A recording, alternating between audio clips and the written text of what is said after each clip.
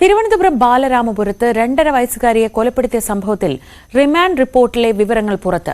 കുട്ടി ജനിച്ചതിന് ശേഷം സഹോദരിക്ക് തന്നോടുള്ള ശ്രദ്ധ കുറഞ്ഞതാണ് കൊലപാതകത്തിന് കാരണമെന്നാണ് പ്രതിയും അമ്മാവനുമായ ഹരികുമാർ പോലീസിനോട് വ്യക്തമാക്കിയത്. കുട്ടിയുടെ അമ്മയുമായി ശാരീരിക ബന്ധം പുലർത്തിയിരുന്നു എന്ന വിവരവും പുറത്തുവന്നു. കുട്ടിയെ ഒഴിവാക്കാനാണ് കൃത്യം നടത്തിയതെന്നും മൊഴി നൽകിയിട്ടുണ്ട്. ഇയാളെ പിന്നീട് കസ്റ്റഡിയിൽ വാങ്ങി വിശദമായി ചോദ്യം ചെയ്യും. PV വിനോദ് വിവരങ്ങളുമായി. വിനോദ്, ഈ സംഭവം നടന്ന ആദ്യ ദിവസം തൊട്ട് തന്നെ ഇവർക്കിടയിലെ ചില പ്രത്യേകതരം ബന്ധങ്ങളാണ്, അല്ലെങ്കിൽ ഇവർക്കിടയിലെ പ്രശ്നങ്ങളാണ് ഈ കുഞ്ഞിന്റെ കൊലപാതകത്തിലേക്ക് നയിച്ചത് എന്ന സൂചന ഉണ്ടായിരുന്നു. പക്ഷെ പോലീസിന് അത് കൺഫേം ചെയ്യണമായിരുന്നു. അതുകൊണ്ട് തന്നെ വിശദമായ ചോദ്യം ചെയ്യലിലേക്ക് കടന്നപ്പോൾ പോലീസിന് എന്തൊക്കെ വിവരങ്ങളാണ് ലഭിച്ചിട്ടുള്ളത്? ഈ ഒരു ക്രൂരകൃത്യത്തിന് ഈ പ്രതിയായ ഹരികുമാറിനെ പ്രേരിപ്പിച്ചത് എന്താണ്?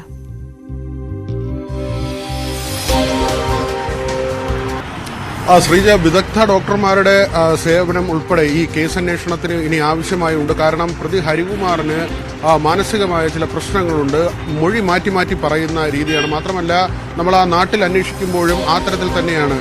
കൃത്യമായി എഴുതാനോ വായിക്കാനോ പോലും അറിയാത്ത തരത്തിലുള്ളൊരു സ്വഭാവ രീതിയുള്ള ആളാണ്. നേരത്തെ പലയിടങ്ങളിലായി ജോലി ചെയ്തിട്ടുണ്ട്. കോവിഡ് കാലത്താണ് ഏതാണ്ട് 1.5 വർഷത്തോളം ഈ ജോത്സ്യനായ ശംഖുമുഖം ദേവിദാസിന്റെ വീട്ടിൽ ജോലിക്ക് ഉണ്ടായിരുന്നത്. പിന്നീട് അവിടുന്ന് പോവുകയും ചെയ്തു. ഈ സമയമാണ് ജോത്സ്യൻ ഈ കുടുംബവുമായി അടുക്കുന്നത്. പക്ഷേ ഇപ്പോൾ ഈ പോലീസിന്റെ ഒരു കണ്ടെത്തൽ എത്തി നിൽക്കുന്നത് ഈ സഹോദരനും സഹോദരിക്കും ഇടയ്ക്കിൽ ചില ബന്ധങ്ങളുണ്ടായിരുന്നു, ഒരു സെക്ഷൽ റിലേഷൻ ഉണ്ടായിരുന്നു എന്ന നിലയിലാണ്. ഇവരുടെ വാട്സപ്പ് ചാറ്റ് ഇതുമായി ബന്ധപ്പെട്ട് വിശദമായി പരിശോധിക്കണം. അവിടെയും ഈ വാട്സപ്പ് ചാറ്റിൽ ഇയാൾ എന്താണ് അയച്ചത് എന്നത്, അല്ലെങ്കിൽ സഹോദരിയാണോ ഇയാൾക്ക് ഈ സന്ദേശങ്ങൾ അയച്ചിരുന്നത് എന്ന കാര്യം, കുട്ടി റൂമിലുണ്ട്, വാതിൽ തുറന്നു കിടപ്പുണ്ട് എന്നൊക്കെയുള്ള തരത്തിൽ വാട്സപ്പ് സന്ദേശങ്ങൾ വന്നിട്ടുണ്ട്. ഇതെല്ലാം തന്നെ വിശദമായി പരിശോധിക്കേണ്ടതുണ്ട്. പ്രാഥമികമായ ചോദ്യം ചെയ്യലിൽ പോലീസിന് നൽകിയിട്ടുള്ള മൊഴി, ഈ കുഞ്ഞ് ജനിച്ച ശേഷം തന്നിലുള്ള സഹോദരിയുടെ ശ്രദ്ധ കുറഞ്ഞു, അത് വൈരാഗ്യമായി മാറി, അങ്ങനെയാണ് ഈ കൊലപാതകം നടത്തിയതെന്ന കാര്യം പറയുന്നുണ്ട്. അതിനപ്പുറത്തേക്ക് ഈ അന്ധവിശ്വാസത്തിന്റെ എന്തെങ്കിലും ഘടകങ്ങൾ ഇതിൽ വന്നിട്ടുണ്ടോ എന്നതും പരിശോധിക്കണം. കാരണം കുട്ടിയുടെ തല മുണ്ഡനം ചെയ്തിരുന്നു. ഈ സഹോദരന്റെയും സഹോദരിയും, അതായത് കുട്ടിയുടെ അമ്മയുടെയും അമ്മാവന്റെയും തലകൾ പിന്നീട് മുണ്ഡനം ചെയ്തു. ഇരുവരും അങ്ങനെ ഈ തല മുണ്ഡനം ചെയ്തത് ഏതെങ്കിലും വിശ്വാസത്തിന്റെ പേരിലാണോ, ജോൾസൺ അതുമായി ബന്ധപ്പെട്ട് എന്തെങ്കിലും നിർദ്ദേശം നൽകിയിരുന്നു എന്ന കാര്യം അടക്കം പോലീസ് പരിശോധിക്കുന്നുണ്ട്. കഴിഞ്ഞ ദിവസം തന്നെ ഈ കോടതി മജിസ്ട്രേറ്റിന് മുന്നിൽ ഹാജരാക്കുകയും റിമാൻഡ് ചെയ്യുകയും ചെയ്തിരുന്നു. 14 ദിവസത്തേക്കാണ് റിമാൻഡ് ചെയ്തിട്ടുള്ളത്. ജോൾസനുമായി സാമ്പത്തിക ഇടപാടുണ്ടായിരുന്നുവെന്ന് കുട്ടിയുടെ അമ്മ നേരത്തെ മൊഴി നൽകിയിരുന്നു. 35 ലക്ഷം രൂപ കൈമാറി എന്നതാണ്. അത് ജോൾസൻ പറഞ്ഞ പ്രകാരം മറ്റൊരാൾക്ക് നൽകിയെന്നാണ്, ഭൂമി ഇടപാടുമായി ബന്ധപ്പെട്ട്. അങ്ങനെ ഒരാൾ ഉണ്ട്. ആ ആളെ ഇന്ന് ഒരുപക്ഷെ ചോദ്യം ചെയ്യാൻ വിളിപ്പിച്ചേക്കും. ജോൾസനെ കഴിഞ്ഞ ദിവസം മണിക്കൂറുകളോളം ചോദ്യം ചെയ്തിരുന്നു. തനിക്ക് ഇതിൽ പങ്കില്ല, ഇങ്ങനെ കൊല നടത്തണമെന്ന് എന്തെങ്കിലും ഒരു നിർദ്ദേശം താൻ നൽകിയിരുന്നില്ല. മന്ത്രവാദമോ കൂടോത്രമോ ഒന്നും തന്നെ തൻ്റെ വീട്ടിൽ ചെയ്യുന്നില്ല എന്ന കാര്യമാണ് ശംഖുമുഖം ദേവിദാസൻ പറഞ്ഞത്. ഇയാളെ ഇന്നലെ രാത്രി തന്നെ വിട്ടയക്കുകയും ചെയ്തിരുന്നു. ആവശ്യമെങ്കിൽ ചോദ്യം ചെയ്യാൻ വിളിപ്പിക്കും.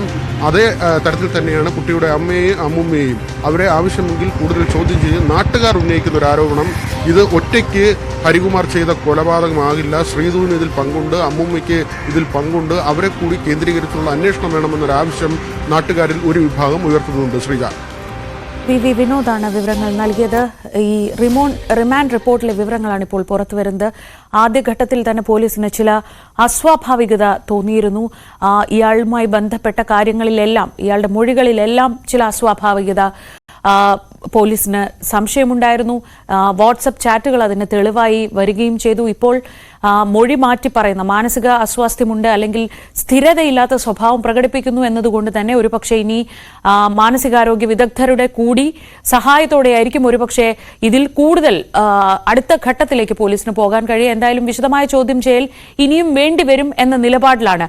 ഒരു 2 വയസ്സുകാരിയുടെ ജീവൻ എടുക്കാൻ തക്ക വിധത്തിൽ എന്തായിരുന്നു ഇയാൾക്ക് ആ കുഞ്ഞിനോടുള്ള പ്രശ്നം എന്നതാണ് ഇനി അറിയേണ്ടത്. അത് കൂടുതൽ ചോദ്യം ചെയ്യലിലായിരിക്കും മനസ്സിലാവുക.